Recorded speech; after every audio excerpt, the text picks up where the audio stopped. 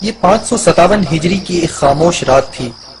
مسلمانوں کے تاریخی ملک شام کے دارالخلافہ دمشق پر اندھیرے کا راج تھا۔ ہر طرف ویرانی نے ڈیرے ڈال رکھے تھے۔ دمشق کے تمام باشندے میٹھی نیند کے مزے لوٹ رہے تھے، مگر انہی لوگوں کا قائد اور عالم اسلام کا شیر دل مجاہد دن بھر کی اعصاب شکن محنت کے باوجود رات کے اس پہر عبادت میں مشغول تھا۔ یہ امیر المؤمنین حضرت نور الدین زنگی رحمہ اللہ تھے، جو حسب معمول تہجد ادا کر رہے تھے۔ تہجد سے فارغ ہو کر نور الدین زنگی رحمہ اللہ تعالی آرام کی غرض سے بستر پر لیٹے اور ان کی آنکھ لگ گئی۔ ابھی آنکھ لگے چند ساعتیں گزری تھی کہ انہیں ایک روح افزا منظر دکھائی دیا۔ انہیں نبی کریم صلی اللہ علیہ وسلم کا چہرہ پر نور نظر آیا۔ ایک مومن کے لیے نبی کریم صلی اللہ علیہ وسلم کے دیدار سے زیادہ بڑھ کر اور کیا سعادت ہو سکتی ہے؟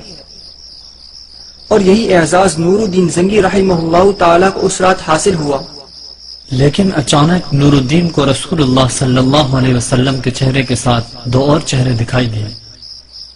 یہ دو عمر رسیدہ افراد کی صورتیں تھیں جو اسلامی لباس میں ملبوس تھے، اور ان کے چہروں پر داڑیاں بھی تھیں، مگر ان کی شکلیں مکروہ تھیں، اور ان کے چہرے پر نور کی بجائے تاریکی اور بے رونقی چھائی ہوئی تھی۔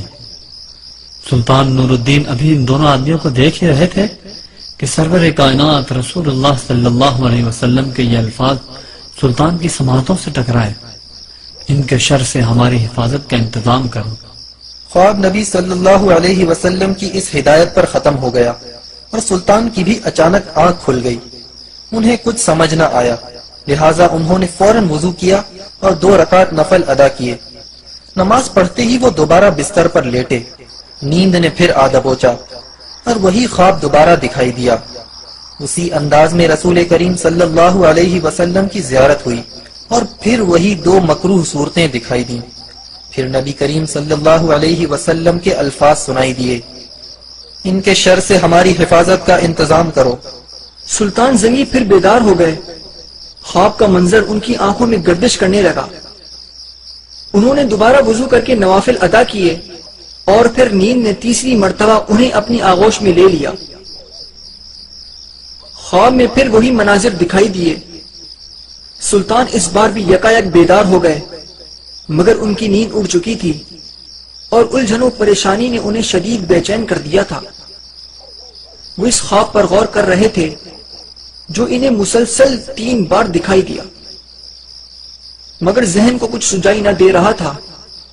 بلاخر کچھ دیر اس کیفیت میں مبتلا رہنے کے بعد سلطان نے اپنے مشیر خاص اور وزیر با تدبیر جمال الدین موصلی رحمہ اللہ تعالیٰ کو طلب فرمایا۔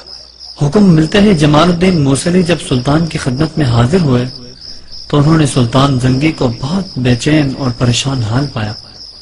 چنانچہ فوراً ادب سے پوچھا: آپ نے مجھے یاد فرمایا، خیریت تو ہے؟ جواب میں سلطان نے اپنا خواب جمال الدین موصلی کو سنا دیا۔ خواب سن کر جمال الدین موصلی گہری فکر میں ڈوب گئے۔ کچھ سوچنے کے بعد انہوں نے کہا: لگتا ہے کہ مدینے میں کوئی اہم واقعہ پیش آنے والا ہے۔ آپ کو اپنا خواب پوشیدہ رکھنا چاہیے اور فوراً مدینہ روانہ ہونا چاہیے۔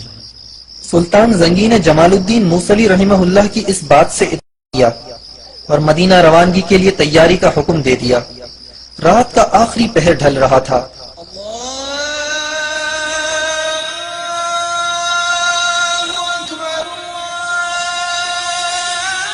اور دمشق کی فضائیں اس وقت فجر کی آذان سے گونج رہی تھیں۔ سلطان اپنی خوابگاہ سے نکلے، جمال الدین کے ساتھ فجر کی نماز ادا کی، اور سورج طلوع ہونے سے پہلے ہی مدینہ منورہ کی جانب روانہ ہو گئے۔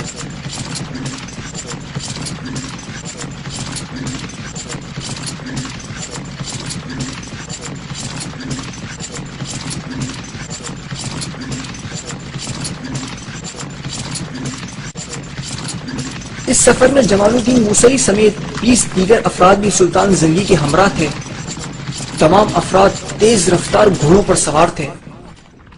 دمشق اور مدینہ منورہ کا درمیانی فاصلہ خاصا طویل تھا، لہذا نہایت تیز رفتاری سے سفر کرنے کے باوجود سلطان زنگی اپنے ہمراہیوں کے ساتھ 16 دن بعد مدینہ منورہ پہنچے۔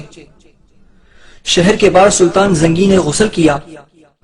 اس 16 دن کے تھکا دینے والے سفر میں سلطان زنگی ہر وقت پریشان رہے۔ خواب کے مناظر ایک لمحے کے لیے بھی ان کی نظر سے اوجھل نہ ہونے پائے تھے۔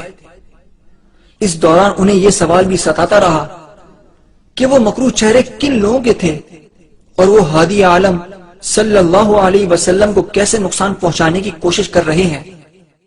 مدینہ کے حاکم نے شہر میں داخلے کے وقت سلطان کا استقبال کیا۔ سلطان اس کے ہمراہ فوراً روضہ رسول صلی اللہ علیہ وسلم پر پہنچے، وہاں نماز پڑھی اور مدینہ کے حاکم کو اپنی آمد کا مقصد بتایا۔ حاکم نے سلطان کو یقین دلایا کہ وہ 2 بدصورت بوڑھے یہاں مدینہ میں موجود ہوئے تو ہم انہیں ڈھونڈ نکالیں گے۔ اس کی تدبیر یہ ہوگی کہ ہم یہ اعلان کریں گے کہ امیر المؤمنین دمشق سے مدینہ تشریف لائے ہیں۔ ان کے آنے کا مقصد روضہ رسول صلی اللہ علیہ وسلم کی زیارت کرنا ہے۔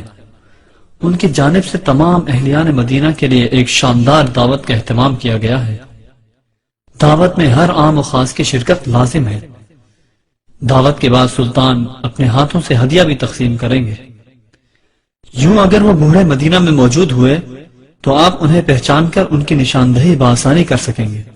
حاکم شہر کی یہ تدبیر سن کر سلطان بہت خوش ہوئے، چنانچہ پورے مدینے میں دعوت کا اعلان کر دیا گیا۔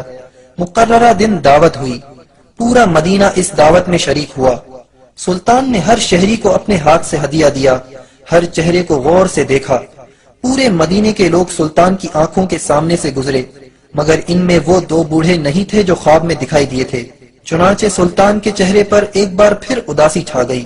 سلطان نے امیر مدینہ سے دریافت کیا کہ کوئی باقی تو نہیں رہ گیا ہے جس نے ہدیہ نہ لیا ہو۔ مدینے کے امیر نے ذہن پر زور دیتے ہوئے کہا، امیر المؤمنین، اس دعوت میں صرف 2 درویش حاضر نہیں ہوئے۔ وہ پارسا اور دولت مند بزرگ ہیں، وہ کسی سے کچھ نہیں لیتے بلکہ وہ صدقہ دیتے ہیں۔ یہ سن کر سلطان پریشان ہو گئے۔ انہوں نے فوراً ان 2 درویشوں کو طلب کیا۔ وہ دونوں آ گئے۔ سلطان نے جب نظر اٹھا کر دیکھا تو یہ بالکل وہی بوڑھے تھے جن کی جانب خواب میں اشارہ کیا گیا تھا۔ سلطان نے ان سے پوچھا کہ تم کہاں سے آئے ہو؟ تو وہ کہنے لگے، ہم دیار مغرب سے حج کرنے آئے تھے۔ سلطان نے انہیں گھورتے ہوئے پوچھا، سچ سچ بتاؤ؟ تو دونوں نے پھر وہی جواب دیا۔ تو سلطان نے حاکم مدینہ سے پوچھا، یہ دونوں کہاں ٹھہرے ہوئے ہیں؟ یہ دونوں بڑے سخی اور عابد بزرگ مشہور تھے، ہر صبح جنت البقیع کی زیارت کو جاتے تھے، روضہ اقدس پر سلام عرض کرتے تھے۔ سلطان جب ان کی رہائش گاہ پر پہنچے اور جائزہ لیا تو وہاں بہت سا مال، قرآن مجید کے چند نسخے اور چند نصیحت کی کتابیں پڑی تھی۔ ایک چٹائی بھی موجود تھی۔ سلطان چٹائی کی جانب بڑھے تو ان دونوں بوڑھوں کا رنگ اڑ گیا۔ سلطان نے چٹائی اٹھائی تو سب یہ دیکھ کر حیران ہو گئے کہ چٹائی کے نیچے سرنگ کھدی ہوئی ہے۔ یہ سرنگ روضہ رسول صلی اللہ علیہ وسلم تک جا رہی تھی۔ ان دونوں بوڑھوں کو فوراً گرفتار کر لیا گیا۔ دونوں نے جو درویشی کا نقاب اوڑھ رکھا تھا اب وہ اتر چکا تھا۔ تھوڑی سی مار کے بعد ان دونوں نے اقرار کر لیا کہ وہ عیسائی جاسوس ہیں اور انہیں ایک سازش کے تحت عیسائی حکمرانوں نے یہاں بھیجا تھا۔ منصوبہ یہ تھا کہ ان کے ذریعے روضہ رسول صلی اللہ علیہ وسلم تک ایک سرنگ کھدوا کر حضرت صلی اللہ علیہ وسلم کے جسم مبارک کو چرا لیا جائے، نعوذ باللہ۔ دونوں نے یہ بھی تسلیم کیا کہ وہ رات کو سرنگ کھودتے تھے اور مٹی چمڑے کے تھیلوں میں ڈال کر قبرستان میں پھینک دیتے تھے، اسی لیے روضہ رسول صلی اللہ علیہ وسلم کے قریب رہائش اختیار کی تھی۔ دونوں عیسائی سرنگ کھودتے کھودتے حضرت عمر فاروق رضی اللہ عنہ کے مدفن تک پہنچ چکے تھے۔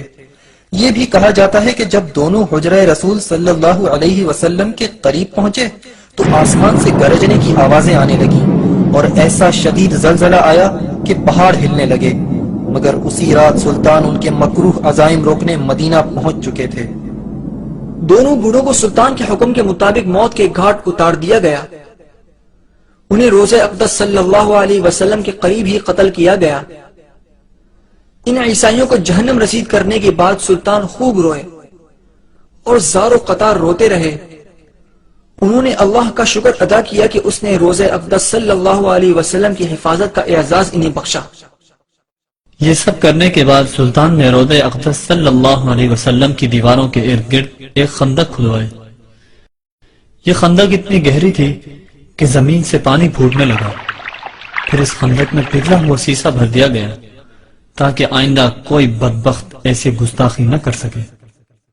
اس خندق کو خندق الرصاص یعنی سیسے کی خندق کہا جاتا ہے۔ بعد میں اس خندق کے اوپر ایک سندل کا جنگلہ لگا دیا گیا تاکہ روضہ اقدس صلی اللہ علیہ وسلم کے زائرین اس سے آگے نہ جا سکیں۔ سن 866 ہجری میں مصر کے بادشاہ رکن الدین نے خندق پر تقریباً 21 فٹ اونچا لوہے کا جالیدار احاطہ نصب کروا دیا تھا۔